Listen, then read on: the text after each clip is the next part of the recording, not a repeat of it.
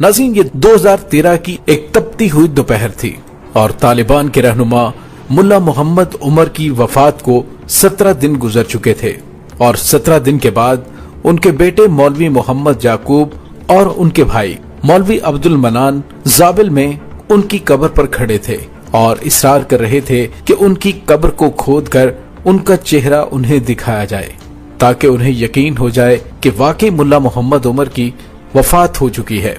मुल्ला मोहम्मद उमर को उस कब्र में अपने हाथों से दफन करने वाला अब्दुल जब्बार उमरी था, जो मुल्ला उमर के काबिल एतमाद मुहाफिज थे और उन्होंने अपनी सारी उम्र अपने अमीर के लिए मुख्तस कर दी थी।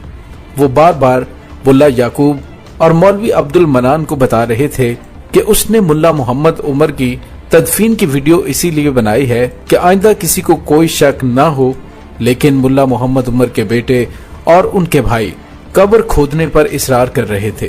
आखिरकार कब्र को खोदा गया।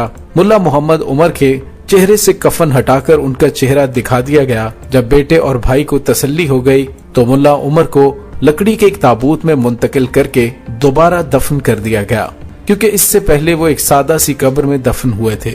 नाज़रीन, ये ज़ाबिल का वो इलाका था जहां मुल्ला मोहम्मद उमर ने अपनी जिंदगी के आखिरी साल अपने काबिल एतमाद मुहाफिज के साथ गुजारे थे। अब्दुल जब्बार उमरी ने मुल्ला उमर के बेटे और भाई को वो जगह भी दिखाई जहां पर उन्होंने अपना आखिरी वक्त गुजारा था, जहां उन्हें मुल्ला मोहम्मद उमर की 4 डायरियां मिली, लेकिन कोई बाकायदा वसीयत या कोई खत नहीं मिला।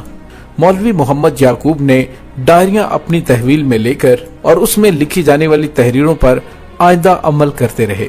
मुल्ला मोहम्मद उमर की ये पनाहगाह ज़ाबिल में अमरीकी फौजी अड्डे से चंद किलोमीटर के फासले पर वाक़े है और कई बार अमरीकी फौज ने इस पनाहगाह के इर्द गिर्द छापे भी मारे थे, लेकिन वो मुल्ला उमर को जिंदा गिरफ्तार करने में कामयाब ना हो सके।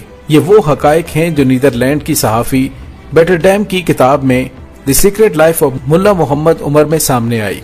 बेटरडैम ने ये किताब 5 साल की तहकीक के बाद लिखी और अफगानिस्तान के तर्जुमान ज़बीउल्लाह मुजाहिद ने उस किताब में किए जाने वाले उस दावे की तस्दीक भी की है कि मुल्ला मोहम्मद उमर ने अपनी जिंदगी के आखिरी साल सूबा ज़ाबिल में गुजारे और वहीं पर 23 अप्रैल 2013 को उनका इंतकाल हुआ। लेकिन अफगान हुकूमत ने उस किताब में किए जाने वाले कई दावों को मुस्तरद किया है। दूसरी जानिब ये किताब अमरीकी CIA के उन दावों को झूठ पर मबनी साबित करती है कि मुल्ला उमर पाकिस्तान में रुपोश थे, लेकिन उस किताब के मुताबिक वो अफगानिस्तान में मौजूद ही रहे। लेकिन इस किताब के मुताबिक वो अपनी मौत तक अफगानिस्तान में मौजूद रहे और अमरीकी फौजी अड्डे के करीब ही रिहाई पजीर रहे। नाज़रीन, डच सहाफी ने यह भी लिखा है कि मौलाना समीउल हक मरहूम ने यह दावा किया था कि मौलाना मोहम्मद उमर दारुल उलूम खटक से फारिग तहसील थे, लेकिन हकीकत ये है कि मौलाना समीउल हक ने ऐसा कभी भी दावा नहीं किया। मौलाना ने अपनी अंग्रेजी तसनीफ Afghan Taliban war of ideology में लिखा है कि उनके मदरसे में ऐसा कोई रिकॉर्ड मौजूद नहीं है कि मुल्ला मोहम्मद उमर वहां पर ज़ेरे तालीम रहे। अलबत्ता बेटरडैम ने यह बिल्कुल दुरुस्त लिखा है कि मुल्ला मोहम्मद उमर 9/11 से पहले पाकिस्तान आते थे और 9/11 के बाद कभी भी पाकिस्तान नहीं गए। डच सहाफी को इस किताब लिखने में अफगान हुकूमत ने मुकम्मल मदद फराहम की और मुल्ला मोहम्मद उमर के आखिरी वक्त के साथ ही अब्दुल जब्बार उमरी के साथ उसकी मुलाकात भी अफगानिस्तान इंटेलिजेंस के जरिए करवाई गई, क्योंकि जब्बार उमरी इंटेलिजेंस की हिरासत में थे।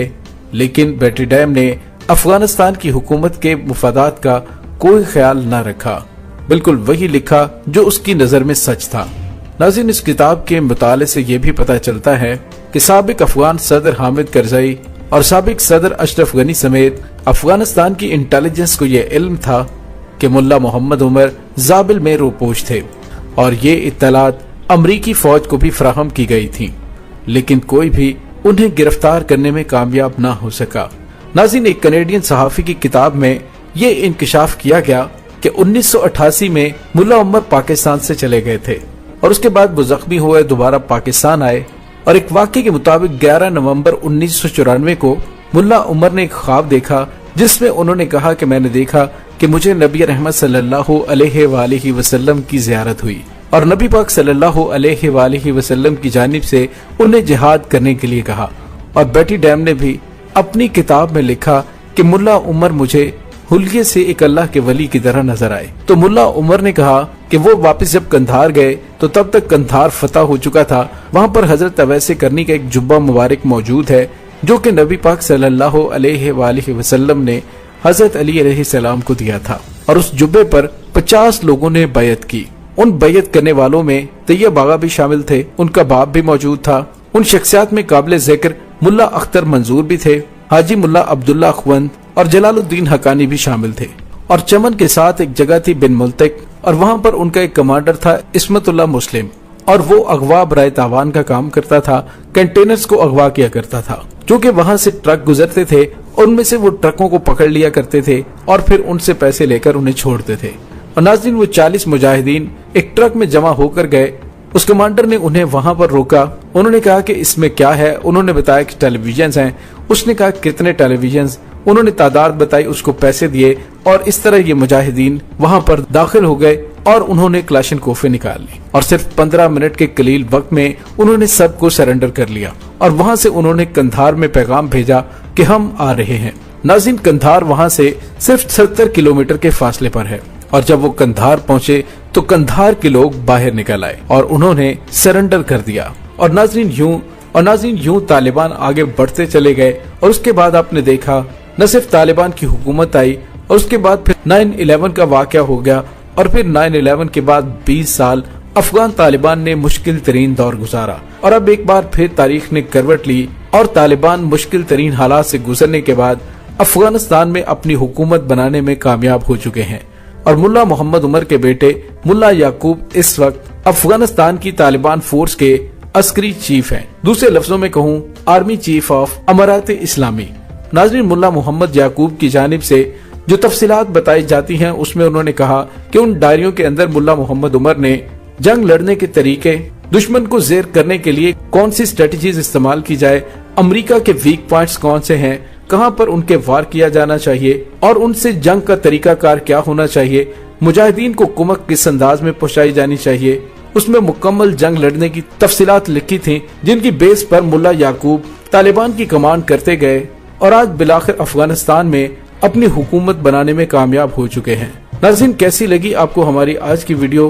کمنٹ سیکشن میں اپنے خیالات کا اظہار ضرور کیجیے گا۔ ڈاکٹر علی کو اجازت دیجیے۔ پاک فوج زندہ باد، پاکستان پائندہ باد، پاکستان کے گمنام ہیروز کو سلام، اللہ وارث۔